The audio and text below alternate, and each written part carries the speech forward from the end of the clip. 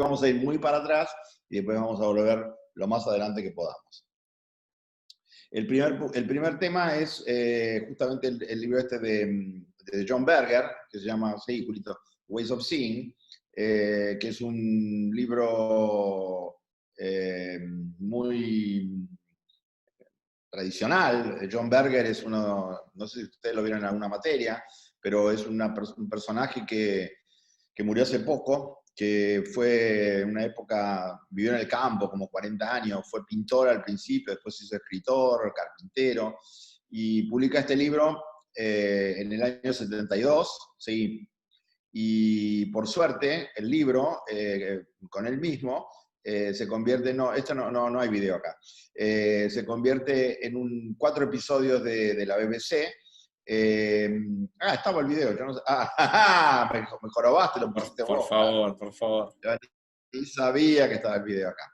Bueno, son 4 programas que son cortos, realmente son maravillosos. El libro es un libro muy, muy sintético, es un libro que tiene algunos capítulos escritos y otros que son simplemente imágenes, y donde básicamente la idea de Berger, que es que lo que nosotros no vemos lo que está ahí, sino que vemos lo que creemos. O sea, nosotros siempre vemos con mucha cultura por detrás. Y entonces lo que estamos viendo no es la realidad, y en este caso la realidad cultural, sino lo que estamos viendo básicamente son proyecciones de nuestros criterios, conceptos, prejuicios, ambiciones, expectativas, etcétera, etcétera. Algo que se está viendo increíblemente mucho con el tema del coronavirus, que llegaremos al final sobre eso. Sí, Julito. Y Magritte es un personaje absolutamente maravilloso para trabajar acá. Esa es una no biografía de Magritte, y esos son algunos de los objetos de Magritte de un famoso cuadro que se llama La clave de los sueños, donde permanentemente lo que nos está mostrando es que nuestra visión es algo activo, es algo que reinterpreta, es algo que inventa. Entonces la visión no copia, sino que la visión inventa, que también es un poco las teorías más interesantes que hay del lenguaje. En mucho tiempo se pensaba que el lenguaje copiaba la realidad, ahora sabemos que el lenguaje también inventa la realidad, y que cada imagen lo que está básicamente embebiendo es un modo de ser. Y esto es una cuestión polémica, podemos aceptarlo o no, pero es interesante, sobre todo para ustedes que están trabajando en estos temas. Para Berger, las imágenes son mucho más precisas y mucho más ricas que la literatura, ¿no? Es algo para discutirlo, pero de todas maneras implica una enorme valorización, revalorización de la imagen, que por otro lado mucha gente considera que las imágenes son básicamente engañosas, ¿no? En Platón, por ejemplo, en la tradición clásica, se hablaba un poquito de esto. Sí, Julito. Esto es una cosa súper interesante de uno de los grandes pintores del siglo XVII, de la tradición holandesa. La tradición holandesa, a diferencia de la tradición italiana, que son las 2 tradiciones más importantes que hubo en el siglo XVII, XVI, XVII, mientras que los italianos pintaban querubines y imágenes celestiales y ángeles, etc., los holandeses querían pintar la realidad como era la realidad. Los holandeses fueron como una especie de inventores de la fotografía pintada. Ellos lo que hacían era describir la naturaleza. Hay una autora fabulosa que se llama Svetlana Alpers, que tiene un libro que se llama El arte de describir, donde muestra estos contrastes entre los italianos y los flamencos y los holandeses. Y este cuadro lo pintó un tipo que se llama Frans van Hals, que tenía 80 años cuando el tipo lo pintó. Y tenía 80 años y era un tipo pobre, que casi se moría de hambre. De hecho, si no lo rescataban estos personajes, tanto estos como seguir la que sigue, como estos otros, eran los que manejaban la administración de la pobreza en esa Holanda. Y los que le daban dádivas a Van Hals, entonces a Van Hals le cambiaron comida por pintura. Yo te doy algo de comida y vos me pintás. Entonces la gran pregunta es por qué cuando se han escrito libros sobre Van Hals y se han hecho descripciones, la gente lo que básicamente enfatizaba era la composición del cuadro, ¿no? Era la verdad que manifiesta, el estatus, el gusto, etcétera, etcétera. Y dicen que no había ninguna ironía en el pintor. Volvé al anterior, porque en el anterior hay un personaje, el de arriba, fíjense el que está a la derecha, no el último, sino el penúltimo, que parece que está borracho. Y si van mirando los personajes son bastante poco simpáticos, entonces hay gente que dice, no, el tipo parodió, los ironizó, lo obligaron a pintarlos, entonces el tipo proyectó su bronca dibujándolos así, y los críticos de arte tradicionales dicen, de ninguna manera, en esa época la gente tomaba mucho ya, así que no es que el tipo los quiso parodiar ni ironizar para nada, sino que básicamente lo que el tipo estaba haciendo era creando una tradición estética fuerte, potente, etcétera, que tiene que ver con aislar el arte, emancipar el arte, pero Berger dice mucho más graciosamente, nada de eso, acá lo que estamos nosotros viendo es una mercantilización, y lo que estamos viendo fundamentalmente es una especie de mistificación, donde la historia del arte, que es una historia cultural del arte, como hace Berger, año 72, justamente es denunciar la mistificación. Pasá, Julito, el próximo y el próximo. Porque si uno lo mira desde el punto de vista más artístico, ¿no? Lo que está haciendo el historiador del arte y lo que está haciendo la gente que hace una apología de la estética es enaltecer todos estos rasgos, ¿no? Taste, beauty, true genius, civilization, ¿no? Pero no se pregunta para nada, ¿no? Cuáles son las condiciones materiales de creación de estas imágenes y cuáles son las condiciones ideológicas de creación. Y eso es lo que se va a revisar y se va a poner en cuestión. Curiosamente, seguimos. Pasó un hecho súper interesante, bueno, ahora saltó con una comunicación de hace, una nota que salió en el Diario de la Nación, una nota larguísima, salió en el Diario de la Nación, porque comentaba que se habían hecho algunas exposiciones, que ahora se conmemoran los 100 años de los 100 años del otro, etc.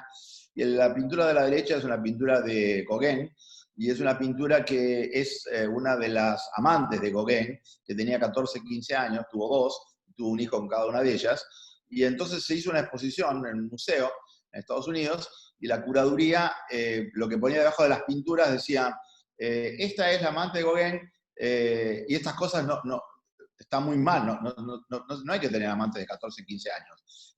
Pero bueno, estos personajes tenían otra cultura, hace 100 años eran muy primitivos, no hablando de la chica tahitiana, sino hablando de Gauguin, y hay que permitirle ese tipo de cosas. Ahí dice Renata que lo leyó, y está en desacuerdo con la censura del arte. No esperaba menos de ella. Justamente lo que la nota sigue, adelante. Acá tenemos otras imágenes del Moulin Rouge, de bailarinas, de lugares de prostitutas, etc. Y la nota de Fernando García lo que dice básicamente es esto, ¿no? Se las exponen ahora estas obras como misoginia, abuso, racismo. ¿No era que Gauguin había sido un inspirador de las vanguardias? Y ahora se lo convierte en un abusador de menores. Seguí, Julito.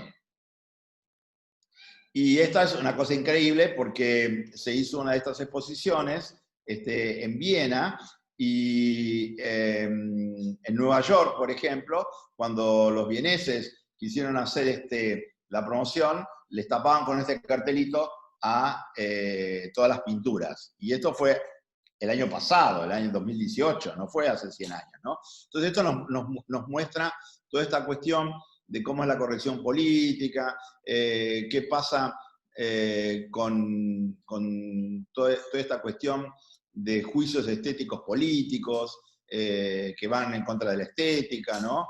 New York Times escribió una nota buenísima que llamaba "Es tiempo de cancelar a Gauguin". Y la pregunta que todo el mundo se hizo es, ¿cómo se cancela a un pintor como Gauguin si vivió hace más de un siglo y no tiene cuenta de Instagram y de WhatsApp? ¿Qué quiere decir cancelar a un pintor, no?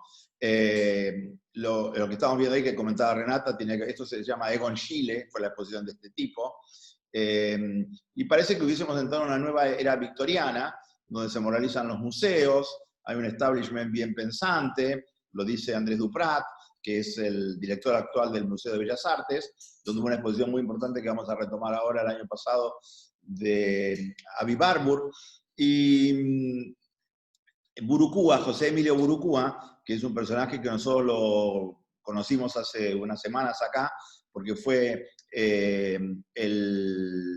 Sí, pasala esta. La que sigue, Julito, ahí.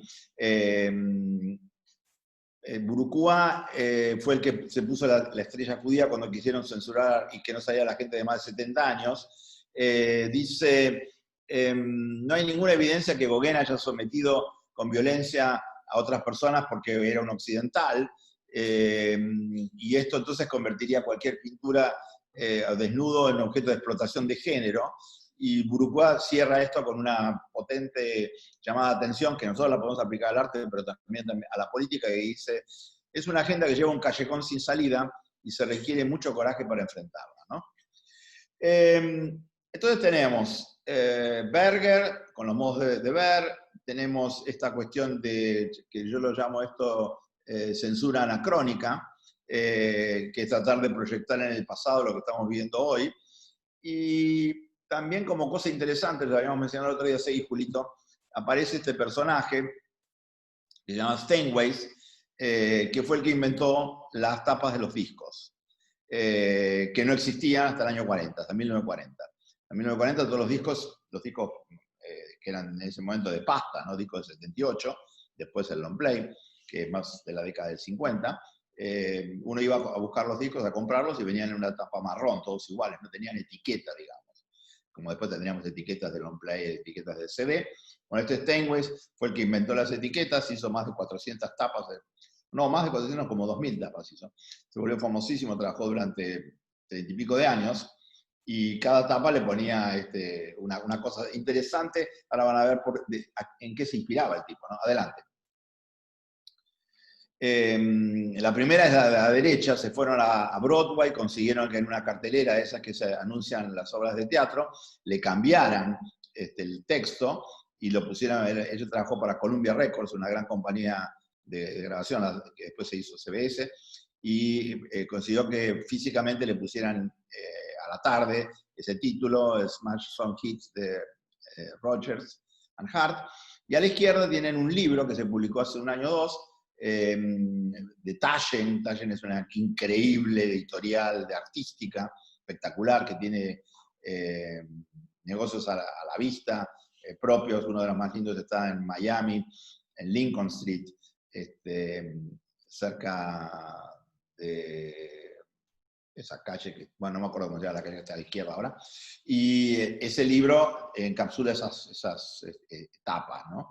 Sí, Julito.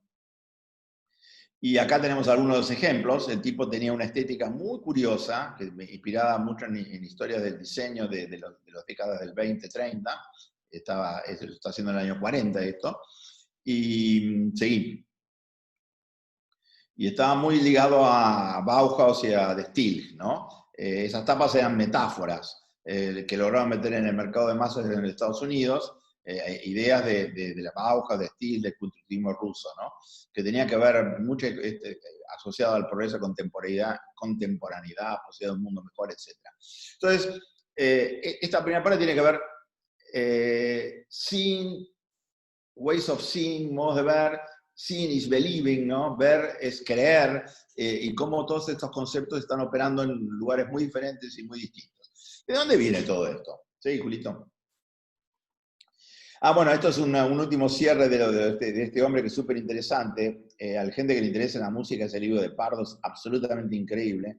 Un libro que empieza comentando la tapa esta de Sgt. Peppers, ¿no? Donde en el disco cada una de estas cabezas representa a una persona que son muy conocidos, etc.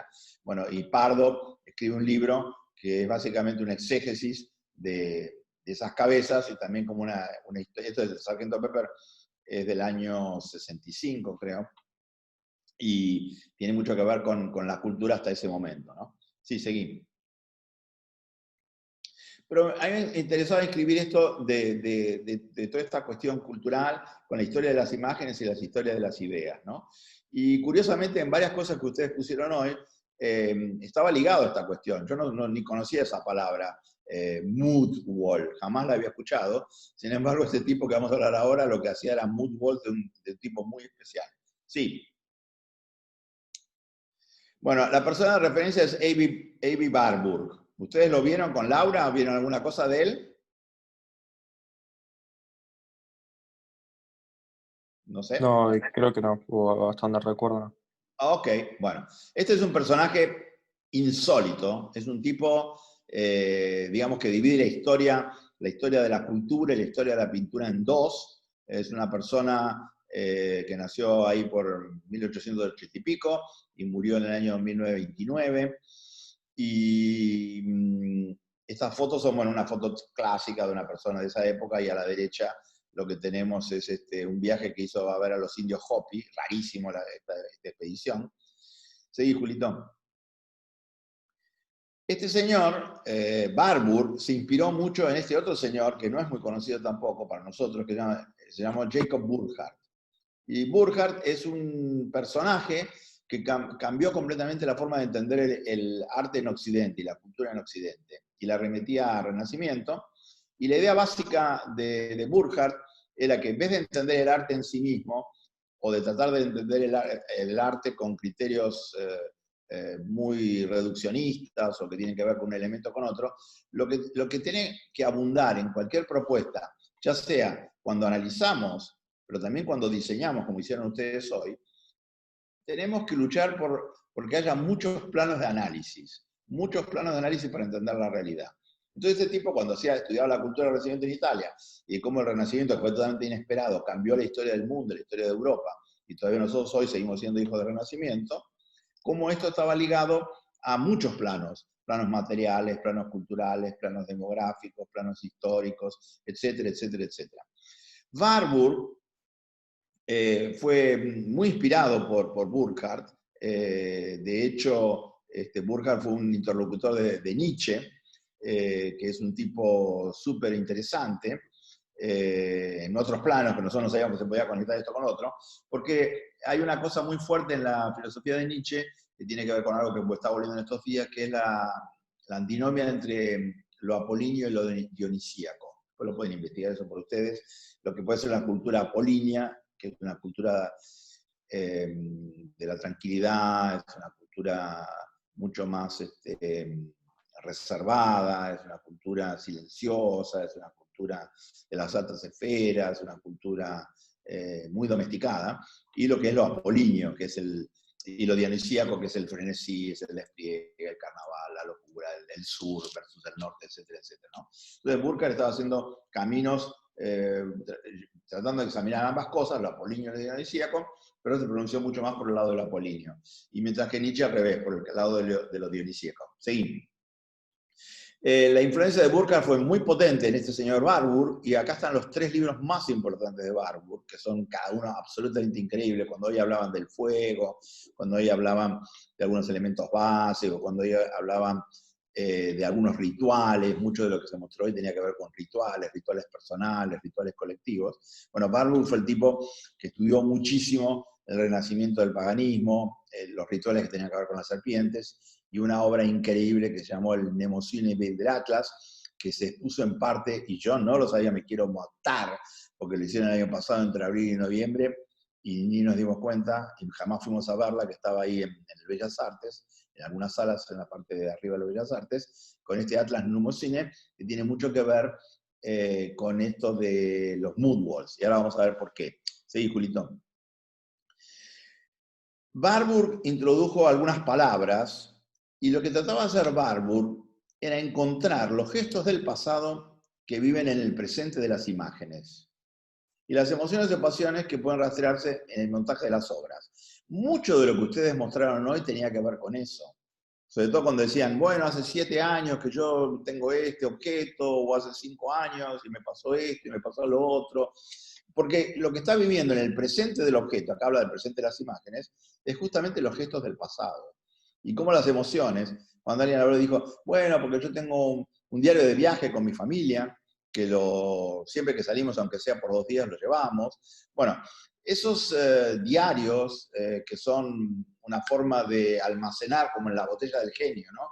Los gestos del pasado, este señor Warburg inventó 2 palabras, que son la palabra pervivencia y la palabra fórmula de Patos, para tratar de entender estos gestos del pasado. Solo que en el caso de él, lo que le preocupaba no era tanto los gestos del pasado personal, biográfico, porque la mayoría de los que ustedes mostraron hoy fueron objetos evocativos, son objetos biográficos. Él lo que estaba tratando de hacer no era una biografía personal, sino una biografía de la cultura, una biografía de Occidente. Y como para hacer esta biografía de Occidente había que ir muy atrás, había que ir a veces a Grecia, a veces había que ir a Roma, había que ir al Renacimiento y ver cómo se podían conectar, ¿no? Telescopiar estos 2000 años de diferencia en el presente. ¿Sí, Julito? Aquellas 3 obras que vimos antes eran las obras realmente muy profundas, muy en detalle, pero Barbour escribió 2 libros rarísimos después, que fue El recuerdo del viaje a los indios pueblos en Estados Unidos, cuando fue un casamiento, fue la única vez que estuvo en Estados Unidos, y este diario romano que hizo con una colaboradora. Acá está el libro de Burucúa, que fue el tipo que revivió a Barbour en la Argentina a partir de los años 90, nadie lo conocía acá, y aparte es una conexión increíble entre Barbour y Carlo Ginzburg, es uno que estudiamos mucho en la UBA, que tiene que ver con los paradigmas indiciarios y con ese tipo de cosas.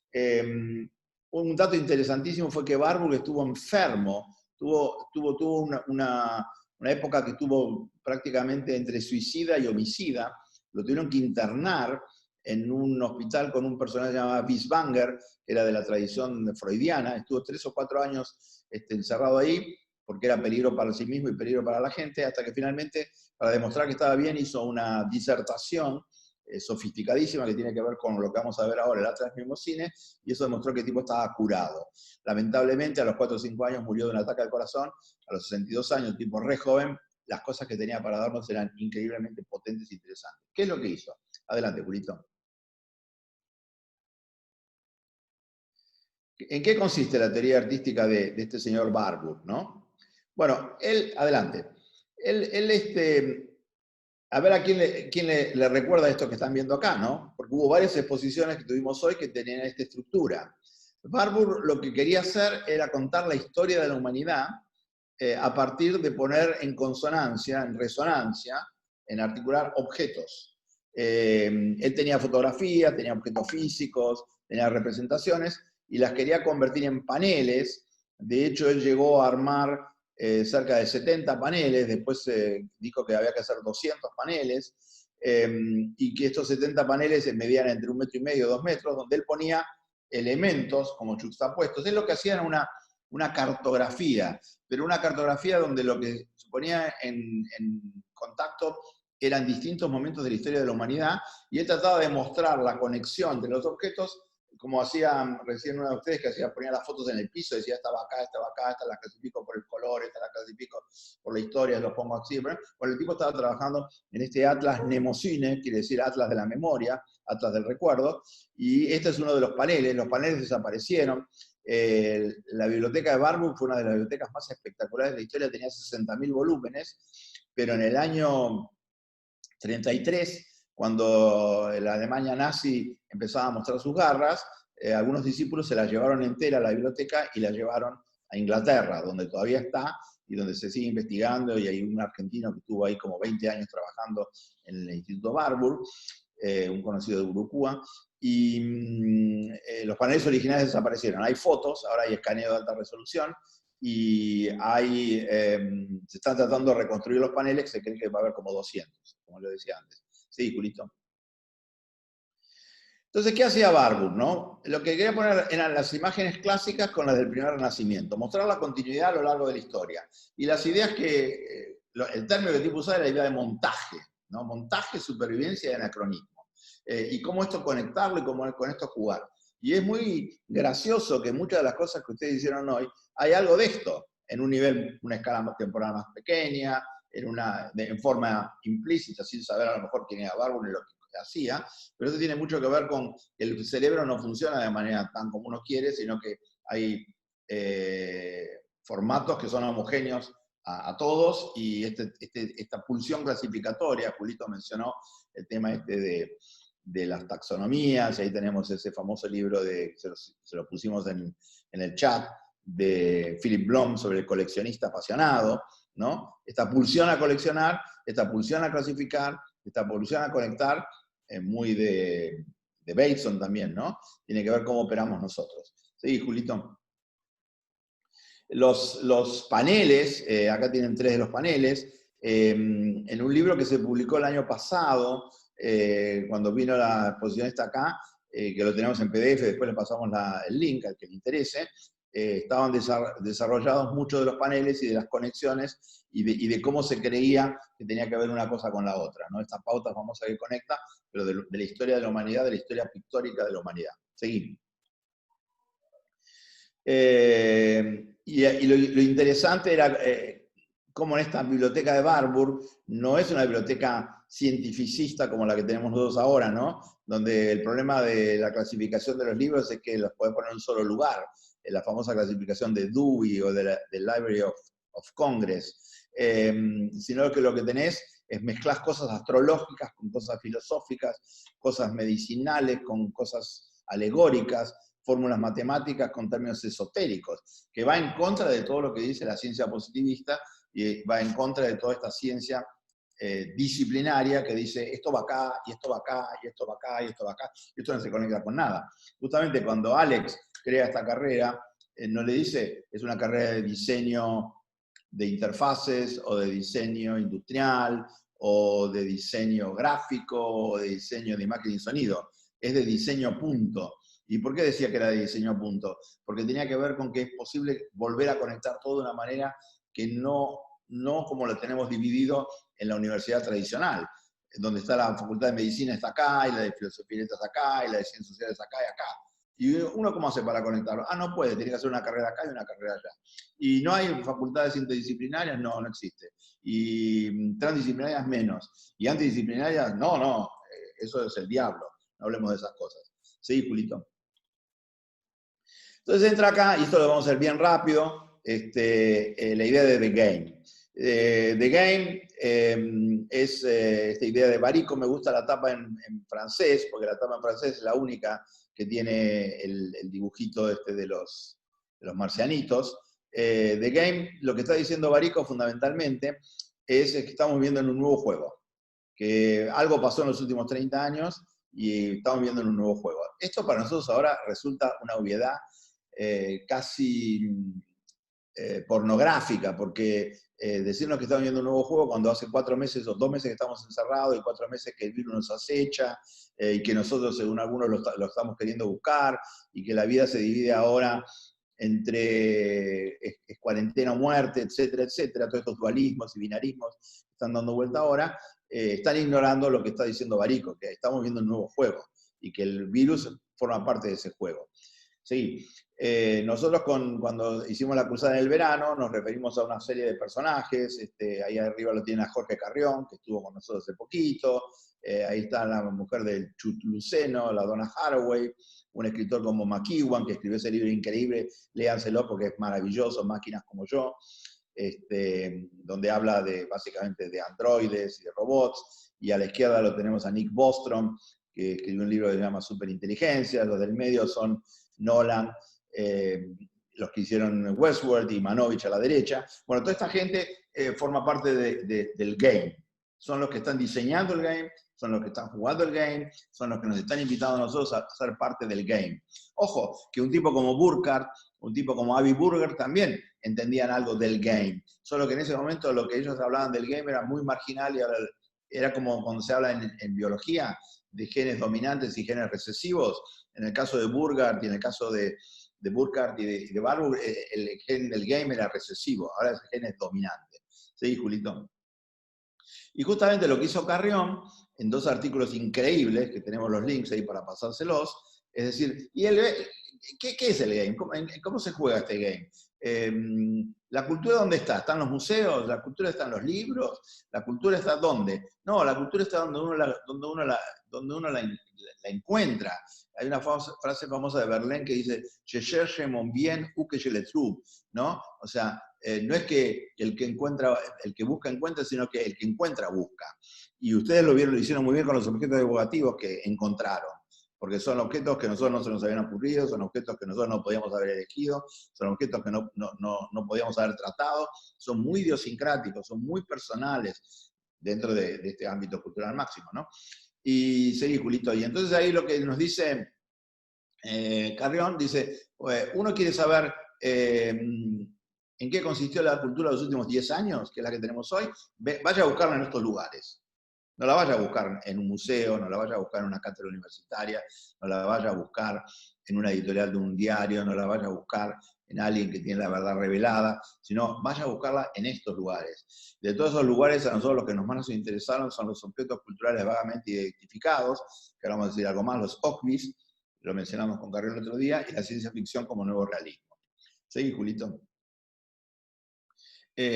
Porque estos dos en particular nos dicen muchísimo acerca de quiénes somos, de dónde venimos, hacia dónde vamos, qué está pasando, y por qué, si no jugamos al game, no podemos entender qué está pasando.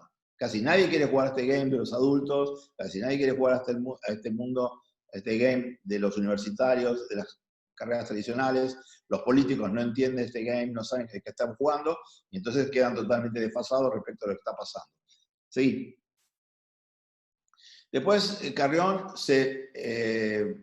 así como habló del 2010, 2019, después habló del 19 en particular, ¿no? Y dice, bueno, el nuevo canon cultural, interesante esto, muchos de los objetos evocativos que ustedes pusieron ahí, nosotros los pondríamos dentro de un nuevo canon cultural que tiene que ver con el The Game.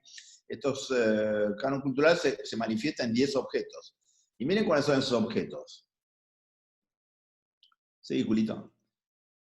Miren el primero, historias de Instagram. Me encantó porque tenía que ver justamente con el trabajo que presentó Renata. Uno podría ir mirando, ¿y el mío dónde está? ¿Y dónde estoy yo dentro de estos objetos culturales? ¿Y cómo es? Porque al principio si uno, primero llamaba la atención, ¿no? Que Renata dijera, mi objeto cultural es una pregunta.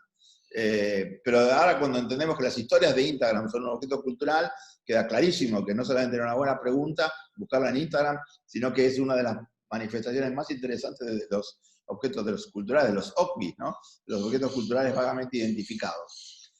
Los artículos ustedes para ver lo que hizo Carrión lo van a tener, y lo pueden leer en detalle, no vamos a dar muchos más ejemplos, salvo uno que está acá inmediatamente después de esto.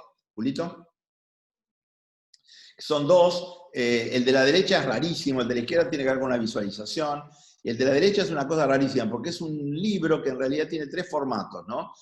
Son fichas de lectura, entonces uno va y dice, puedes comprarte el libro chiquito este, que es el libro en paperback, un libro más grande que tiene más ilustraciones, y si no te puedes comprar un cajón con las fichas del libro, que son las páginas del libro convertidas en fichas, que las podés cambiar como vos querés. Entonces es un objeto rarísimo, ¿no? Un objeto, ¿es un libro? ¿No es un libro? ¿Es un nuevo libro? ¿Un nuevo libro? ¿Qué es? Bueno, los objetos culturales vagamente identificados tienen esta característica, ¿no? Flexibilidad, impermanencia, mutabilidad, permutabilidad, etcétera, etcétera, etcétera. ¿Sí, Julito?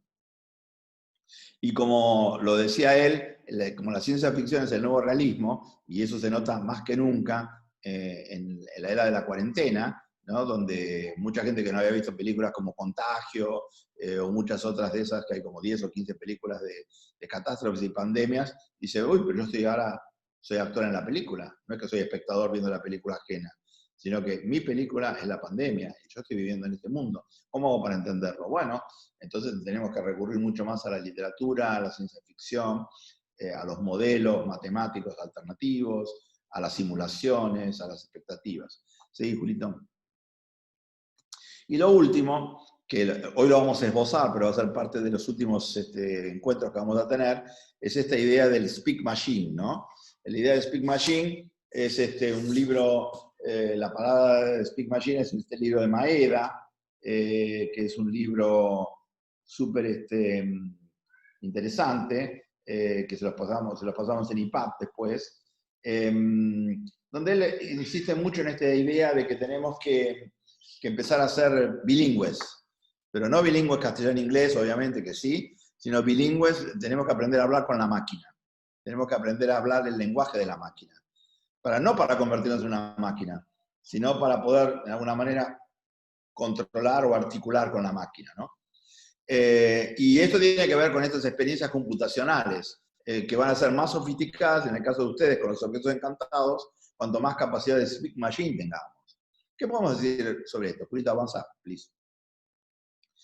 Primero, una cosa que me llamó mucho la atención, es un artículo viejo esto, no sé ni cómo llegó ahora aunque estoy arqueológico últimamente, en estas, voy excavando, ¿no? Cajas de revistas viejas, de bibliotecas, etc.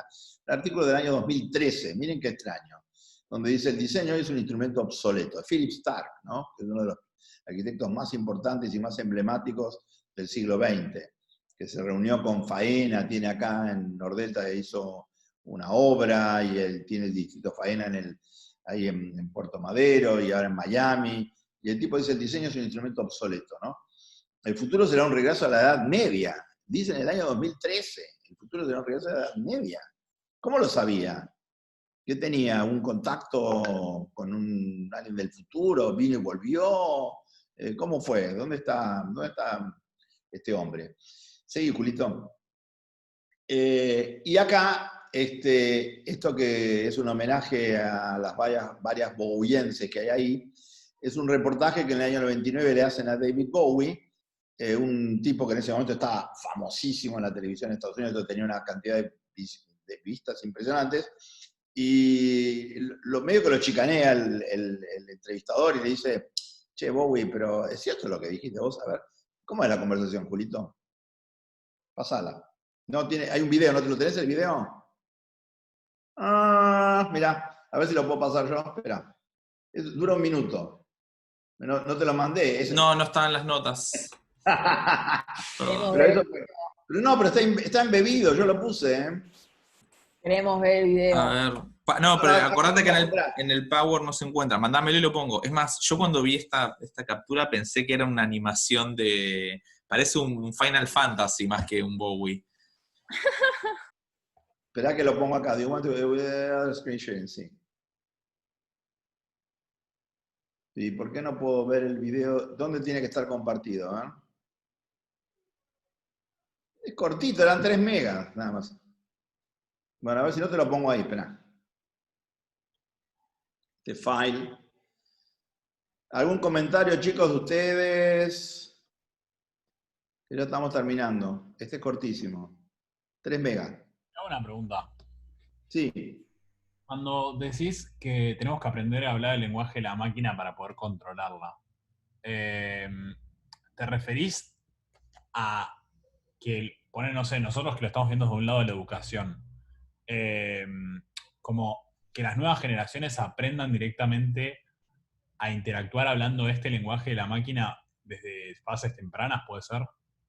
Bueno, sí, nosotros mencionamos a una amiga nuestra que tenemos, que se llama Marina Umaski, que estudió en la UBA, fue ayudante de una cátedra conmigo hace muchos años, y que ahora tiene una empresa de robots,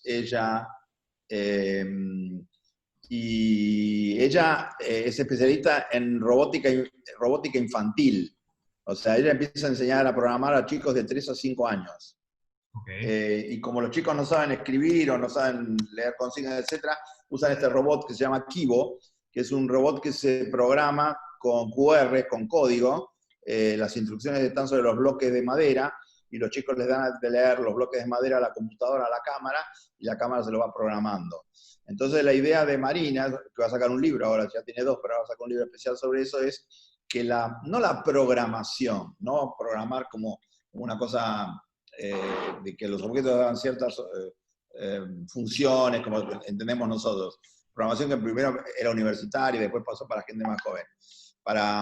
En general, la programación tiene mucho más que ver con lo que David Ross llama el terminal, el mundo terminal, no con objetos encantados. Entonces, lo que ella está diciendo básicamente es que si nosotros aprendiéramos a programar, pero como aprendemos a hablar, como aprendemos a escribir más que hablar aprendemos espontáneamente, pero a escribir se tienen que enseñar. Justamente hablamos de eso esta semana, ¿no? Cómo se enseña a escribir, cómo se enseña a leer. Si en el momento en que vos te enseñan a escribir, te enseñan a programar, como, digamos, como un lenguaje muy, muy, muy básico, entonces los chicos tendrían una capacidad de interacción con las máquinas fabulosa que solamente tienen ahora los programadores, que son chicos que tienen cierta habilidad matemática muy bien desarrollada y aprovechada, ¿no? Entonces, How to Speak Machine tiene que ver cómo poder comunicarnos con la máquina sin intermediarios. Es un movimiento que hace muchos años, uno de los autores que nosotros citamos mucho se llama Douglas Rushkoff, él hablaba decía la sentencia de tipo, se llama así el libro, programar o ser programados. ¿No? Alguien me dijo, me perdí un poco con lo de Patrick, dije, me perdí un poco con lo de Philip Stark y la Edad Media. No, lo de Philip Stark y la Edad Media era simplemente la introducción a este punto de Speak Machine, de cómo un tipo podía haber anticipado que estamos cayendo en la Edad Media por un motivo que vamos a ver ahora. Veamos lo de Bowie, lo poquito que queda, y tenemos unos 10 minutos, 15 para... Poquito, porque y media tenemos reunión, pero... Internet. I don't think we've even seen the tip of the iceberg. I think the potential of what the internet is going to do to society, both good and bad, is unimaginable. I think we're actually on the cusp of something exhilarating and terrifying. It's just a tool, though, isn't it? No, it's not. No.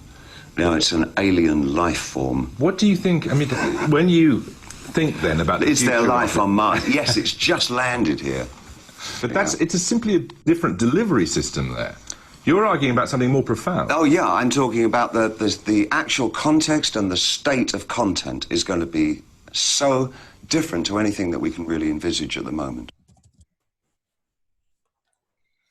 Ah, no, lo vamos fuerte, no puedo creer. ¿De dónde sacaste esta entrevista? ¿Viste? A veces tenemos algún conejo de la galera, sale, ¿viste? ¿De dónde salió esto? Después se la paso completa, dura 6 minutos la entrevista. Bueno, entonces... ¿Qué año es, Ale? ¿Será el del 99? Ah, 99, ok. Sí, Amen Bowie, sí. Sí. Patti Smith, hoy estamos muy setentosos, noventosos, ¿no? Patti Smith, David Bowie. Bueno, nosotros en toda la materia con Julito insistimos en el libro de la derecha de Manovich, ¿no? El software toma el mando. Todo es software, todo es programación, todo es código, todo es máquina. Es tarda. Y miren lo que pasa a la izquierda. Es una nota del MIT Technology Review de hace un mes, donde dice el coronavirus debería apostarlo todo al software. ¿Cómo? ¿No era que la vida era software? ¿No era que el software tomó el mando? ¿No era que las grandes compañías, estas, ¿cómo se llaman las de los billones? Las miles de millones. Unicornios. Que los unicornios tienen todo resuelto. Que las carreras del futuro tienen que ver con el mundo digital, bla, bla, bla, bla, bla. Y miren lo que está diciendo el MIT Technology Review, ¿no? Con lo cual nosotros no tenemos que quedarnos, antes el software era bueno, el software es malo. Porque eso es dualismo, eso es binarismo. Lo que nosotros tenemos que decir, tesis, el software toma el mando. Antítesis, apostar todo el software te lleva al diablo. Y síntesis, ¿cuál es? Algo superador de estas dos cosas. Es un poco la idea de esta charla de hoy, tiene que ver con esa. Ni uno ni otro. Tercero, ni uno ni otro. Tercero. Hay una frase en latín muy linda que es tertium non datur, que se refería a la lógica de Aristóteles, que quería decir básicamente, ¿algo es verdadero o es algo falso? No, algo puede ser verdadero y falso, algo puede ser más o menos verdadero, más o menos falso, algo puede servir y no servir, algo puede ser así y allá. Esto no es cualquier cosa, sino tesis, antítesis, síntesis. ¿Sí, Julito? Y acá nos viene muy como anillo al dedo este señor Rashkov, que tiene un libro, se los pasamos, después se llama Team Human, que tiene mucho que ver con el asunto de que hablábamos antes, de la inteligencia centauro. ¿No? Hombre, máquina, hombre-máquina. No, hombre o máquina. ¿No? No es cuarentena o muerte. No, es cuarentena, muerte y lo que viene después, que es cuarentena, testeo y salida selectiva. No es cuarentena o muerte. ¿Seguí, Julito? Acá está la referencia al Maeda, después le subimos tanto el Maeda como el Rashkov, se los ponemos después en el sitio como recurso.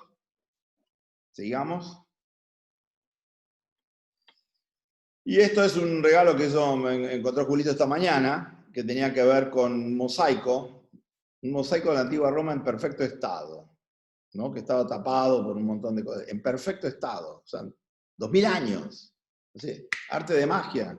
Entonces ahí de vuelta nos conectamos, ¿cómo? ese mosaico no es muy diferente al mosaico que podemos ver hoy, ¿no? Tiene 2000 años, que somos parte de eso. ¿Cómo nos conectamos con cosas que pasaron hace 2000 años, que descubrimos hoy? Esto es como una foto que desvela, es como una cosa que nos conecta, nos reconecta. Yo me acuerdo cuando fui a Roma, me encantaba ir al Coliseo y lo tocaba. ¿Y para qué lo tocaba? No era la lámpara mágica de Aladino, pero lo tocaba porque decía, ¿qué se siente cuando tocas algo que tiene 2000 años, no? Es lástima que no me pude traer un pedazo, pero es un poquito distinto, ¿no? Que tocar algo que tiene 5 años, 3 años, 10 años, etc. Es decir, cómo tocas la historia, ¿no? Cómo te conectás con eso que está ahí. Sí, Julito, que ya terminamos. Bueno, estamos hablando de objetos, estamos hablando de objetos encantados, estamos hablando de objetos evocativos, estamos hablando de los objetos que estamos inventando nosotros, ¿no? Sí. Y entonces llegamos al último punto, que es esto. Son 2 notas, una de Burucúa, donde dice, lo peor que ha hecho esta pandemia es ocultar a los muertos. Lo peor que ha hecho esta pandemia es impedir que nos despidamos de los muertos. ¿Por qué dice eso él? Porque cuando uno trata de averiguar qué es lo que nos hace humanos, aparentemente son 2 cosas. La pintura y el culto a los muertos. La capacidad de representar lo que está afuera y la capacidad de despedirnos de lo que fuimos. Si vos cancelás la pintura y si vos cancelás la despedida de los muertos, estás cancelando a la humanidad. Y esto nadie lo había pensado y nadie. Ahora están hablando en Francia, en Italia, en España de hacer autopsias, están hablando de hacer reentierros, están hablando de hacer despedidas, etcétera, etcétera. Es una cosa poderosísima que nadie había visto. Esto es como el gran blindaje psicológico. Por eso cuando el presidente el otro día dijo, no, yo no me voy a juntar con nadie que no sean epidemiólogos, está ignorando todo. Está ignorando lo que tiene que ver con la psicología, está ignorando lo que tiene que ver con la antropología, está ignorando lo que tiene que ver con la sociología. Si no, los economistas no se ocupan de la vida. Bueno, no invites a economistas, pero podés hacer, ahí dice Maya, de 10 días de luto, el más largo de la historia del país. El problema es que necesitas enterrarlos vos tenés que estar ahí, vos tenés que despedirte ahí, ¿no? Seguí, Julito. El triunfo de la muerte, tenemos una colega en la cátedra en datos que está juntando todo este tipo de imágenes, tiene una recuperación tanto de las pestes y las muertes como de las vacunas, el intento de corregir estos males. Y en la otra nota, seguí, es de Carlos Gamerro, donde muestra la conexión que hay entre peste y carnaval, ¿no? A través de Boccaccio, Herzog, Bergman, Artaud, Camus. Lean esa nota porque es una nota riquísima, llena de matices y de sofisticación. Igual que las notas de Carrión. Seguí, Julito. Acá también tenemos el de Camerón, de Pasolini, una obra increíble, que tiene que ver con esto, con la peste y la muerte también. Y a ver, creo que es la última la que sigue. Claro, y esto es una cosa que tenemos que ir pensando, ¿no? Respecto de las curvas de impacto de la pandemia en la salud. Lo que tienen abajo es la cola de la primera curva, es la gente que llegó a las unidades, las pudieron tratar cuando había suficientes camas. La segunda es cuando no había suficientes camas. La primera, a la izquierda de todas, la mortalidad y morbidad inmediata, y lo más terrible de todo, que nadie estaba pensando en eso, y nadie quiere pensar en eso, que es la salida de la cuarentena, que es la pospandemia, que tiene que ver con el perjuicio socioeconómico, la desigualdad, los daños psicológicos, el agotamiento, ¿no? ¿Por qué aparece esto acá? No solamente porque el COVID nos está alrededor nuestro, nos está preocupando, nos está constituyendo. Ustedes hablan de objetos evocativos. El COVID el virus no es un objeto muy evocativo, muy simpático que digamos, pero nos está, todo el tiempo nos está rodeando. Vamos a ver la nota que mandó Juan, ¿no? Y entonces hay que ver cómo todo esto va acompasado, va todo junto, la primera, la segunda, la tercera y la cuarta curva. Nadie piensa en la cuarta curva. Nadie está metido en una política para la cuarta curva. Y eso es lo que tenemos que pensar un poco nosotros, desde el diseño, un poco de los objetos evocativos, de los objetos encantados, de un pensamiento que no sea dualista, de un pensamiento que pueda poner en conexión, como hacía Burkhardt, y como hacía Warburg, y como hizo Stark, y como también hace Carrión, el pasado, el presente, el futuro. acá termina el tema. Bueno, Julito. Ahí estoy. Ahí está, dejando compartir.